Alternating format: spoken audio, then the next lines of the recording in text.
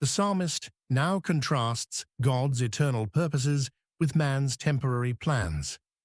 These verses reveal the futility of human schemes when they oppose God's will. The Lord bringeth the counsel of the heathen to naught. He maketh the devices of the people of none effect. Psalm 33:10. This verse declares God's sovereignty over human plans. The phrase, bringeth the counsel of the heathen to naught, shows God's power to frustrate the plans of nations. Counsel refers to deliberate planning and strategy. The word naught means nothing or zero. God reduces the elaborate schemes of the ungodly to nothing.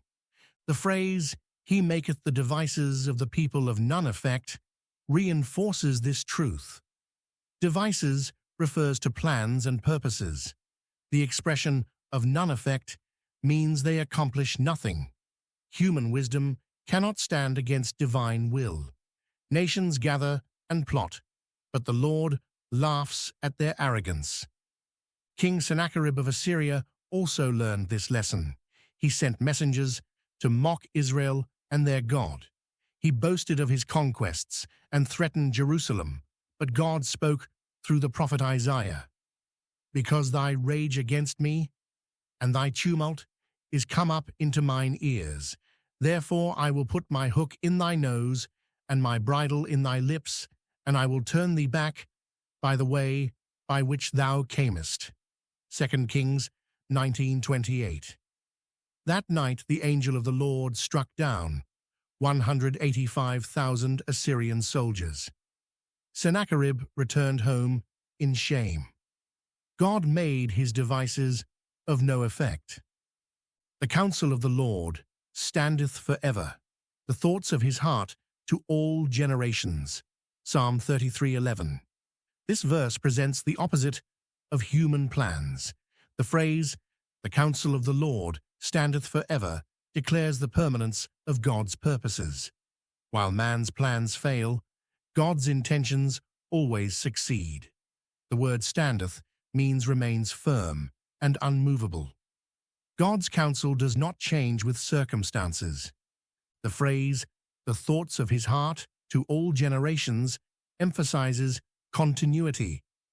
What God planned in eternity past, he accomplishes. His thinking remains consistent from generation to generation. God does not revise his plans or adjust his purposes. He works all things according to the counsel of his own will. Isaiah proclaimed this truth. Remember the former things of old, for I am God, and there is none else. I am God, and there is none like me, declaring the end from the beginning, and from ancient times the things that are not yet done, saying, my counsel shall stand, and I will do all my pleasure. Isaiah 46:9-10. God knows the end from the beginning, because he planned it. His counsel stands, because nothing can thwart it. Blessed is the nation whose God is the Lord, and the people whom he hath chosen for his own inheritance. Psalm 33:12. The word blessed means happy, favored, and prosperous. The phrase, whose God is the Lord, describes the source of blessing.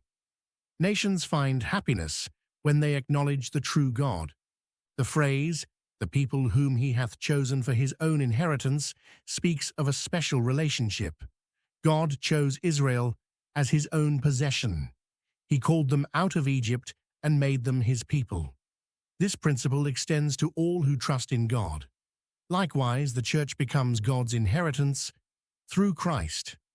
Peter writes, but ye are a chosen generation, a royal priesthood, an holy nation, a peculiar people, that ye should show forth the praises of him, who hath called you out of darkness into his marvelous light.